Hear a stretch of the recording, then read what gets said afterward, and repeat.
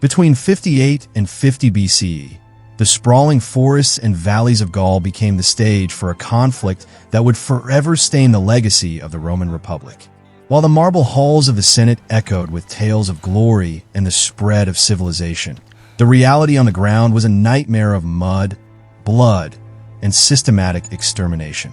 The man at the center of this storm, Julius Caesar, was crafting a legend that would eclipse the gods themselves. But the foundation of this legend was built upon a mountain of corpses that would be classified as war crimes by any modern metric. To understand the true cost of the Gallic Wars, one must look past the triumphal arches and into the terrified eyes of the millions who stood in the path of the Roman war machine. Subscribe to the channel as we peel back the layers of propaganda to reveal the industrial-scale brutality that forged an empire. The tragedy began in 58 BCE with a mass migration that Caesar would twist into an act of war. The Helvetii, a Celtic tribe hailing from the rugged landscapes of what is now Switzerland, found themselves squeezed by Germanic incursions and sought a new home in the West. This was not a raiding party. It was a nation on the move. Imagine the sensory overload of 368,000 people displacing themselves. The creaking of thousands of wooden wagons laden with grain and household goods, the crying of infants, the lowing of cattle, and the desperate hope of families seeking safety. They asked only for safe passage through Roman territory, a request that was met not with diplomacy, but with the sharp edge of the gladius. Caesar, sensing an opportunity to burnish his military credentials, intercepted this caravan of humanity at the Battle of Bibracte.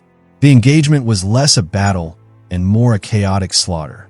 The Roman legions, disciplined and unyielding, tore through the disorganized ranks of the Celtic defenders.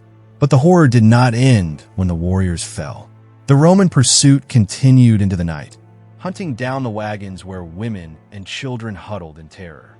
The sounds of the forest were replaced by the screams of the dying as the legionaries, fueled by bloodlust and the promise of loot, showed no quarter. When the dust settled and the survivors limped back to their homeland to conduct a sorrowful census, the scale of the devastation became clear of the 368,000 who had set out with hope in their hearts. Only 110,000 remained. In a single, ruthless campaign, Caesar had overseen the death or displacement of over 200,000 human beings, the vast majority of them civilians who had simply tried to walk across the map. Yet, this was merely the opening act. As the wars expanded, the level of atrocity escalated. The Germanic tribes, specifically the Usipetes and Tencteri, would face a fate that makes the Helvetii disaster look almost merciful by comparison. Driven from their own lands by the aggression of larger tribes, these people crossed the Rhine into Gaul, seeking the same refuge that had been denied to the Helvetii. They sent envoys to Caesar, believing that the norms of diplomacy would protect them. They were wrong. While their leaders were sitting in Caesar's camp, discussing terms of peace and trust, Caesar issued secret orders for a surprise attack. He violated the sacred laws of parley, a breach of honor that shocked even his contemporaries. The assault was timed with cynical precision to maximize the death toll. At the break of dawn, while the Germanic encampment was waking up, families cooking breakfast, horses being watered, children playing in the mist, the Roman cavalry thundered in. There was no battle line, no chance for the Germanic warriors to arm themselves. It was a massacre of the defenseless. Warriors were cut down before they could reach their swords, while elders, women, and children were trampled under iron-shod hooves or cut to ribbons. Ancient sources, often prone to exaggeration, report a staggering 430,000 people annihilated in this single operation. Even if we account for inflation, the archaeological reality suggests a genocide. The carnage was so absolute that the Rhine itself, a massive, flowing artery of Europe, was choked with the dead, the waters running red with the blood of a betrayed people. Caesar, in his own war commentaries, wrote of these events with a chilling detachment, framing them as military necessities to protect the Republic. But the sheer scale of the violence betrays a darker motive. Entire tribes were not just defeated, they were erased from history. This was not strategic warfare. It was ethnic cleansing carried out with the efficiency of an abattoir. The message sent to the remaining tribes of Gaul was written in blood. Resistance does not mean defeat. It means extinction. The ancient historians Plutarch and Appian estimated the total death toll of Caesar's campaigns at 1 million people. Modern demographers, analyzing the population density of Iron Age Gaul, estimate that before the legions arrived, the region held between 3 and 6 million souls. By the time Caesar withdrew, between 1/6 and 1/3 of that entire population had been wiped from the face of the earth. The brutality was not limited to the battlefield. Caesar weaponized the very elements of survival, turning hunger into his most effective soldier. This strategy reached its horrifying apex during the Great Gallic Revolt of 52 BC. The rebel leader Vercingetorix, realizing he could not defeat the Romans in open combat, adopted a scorched earth policy, burning his own towns and crops to starve the invaders. In response, Caesar fixed his gaze on Avaricum, modern-day Bourges. It was a city of breathtaking beauty, known as the jewel of the Betrayal tribe, protected by natural marshes and rivers. Vercingetorix had spared it, hoping its defenses would hold. He did not account for the mechanical determination of the Roman engineers. The Siege of Avaricum was a grueling test of endurance that lasted 25 days. The weather was atrocious, with freezing rain turning the ground into a quagmire that sucked the boots off soldiers. The Roman legionaries, men accustomed to a diet of grain, were forced to survive on meat, a dietary shift that they despised, adding to their foul mood. Yet, Caesar refused to relent. He knew that inside the walls of Avaricum, 40,000 people were trapped in a slowly tightening noose. Refugees from the surrounding countryside had flooded the city, bringing with them more mouths than the granaries could feed. As the days dragged on, the situation inside became apocalyptic. Mothers watched their children waste away. The elderly died quietly in the cold, and the warriors on the walls grew weak, their hands trembling as they gripped their spears. When the end came, it arrived with the fury of a thunderstorm.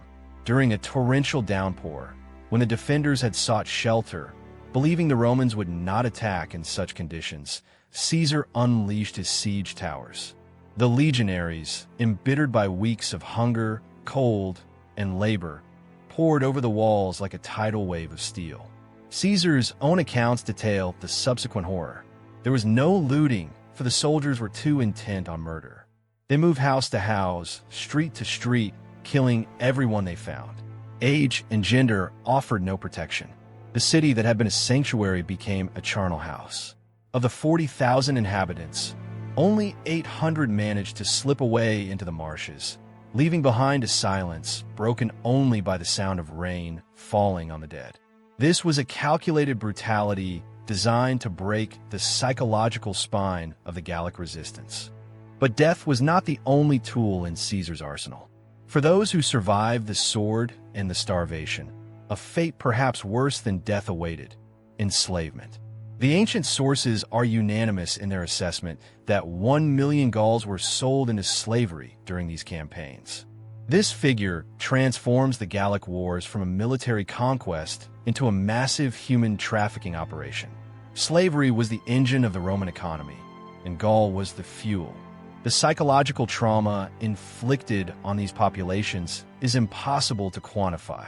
Consider the fate of the Veneti, a proud maritime tribe who dared to challenge Rome at sea in 56 BC. After their fleet was destroyed, Caesar did not show the mercy of a victor. He ordered the execution of their entire council of elders, the wisdom and leadership of the tribe beheaded in a single afternoon. The rest of the population, down to the last child, was sold into slavery. Or look to the Achuatuci, who surrendered after a siege, believing they had secured their lives. Caesar accepted their surrender, disarmed them, and then, in a stunning act of betrayal, sold all 53,000 survivors in a single lot to the slave traders who trailed the Roman army like vultures. These people were not treated as humans. They were commodities auctioned off to line Caesar's pockets. The economic reality of this cannot be overstated. Roman generals were technically required to send a portion of war spoils back to the state treasury. However, Caesar's commentaries conveniently gloss over the financial details of these mass sales. By reporting that enemies were eliminated rather than sold, he could hoard the gold for himself. This shadow economy allowed him to pay off his massive debts in Rome and, more importantly, to buy the undying loyalty of his troops with bonuses and gifts. The dispersal of these enslaved Gauls served a dual purpose. By scattering them across the Mediterranean, to the mines of Spain, the farms of Sicily, and the households of Italy, Caesar ensured that these tribes could never reorganize. Their culture, language, and history were erased, absorbed into the anonymity of servitude.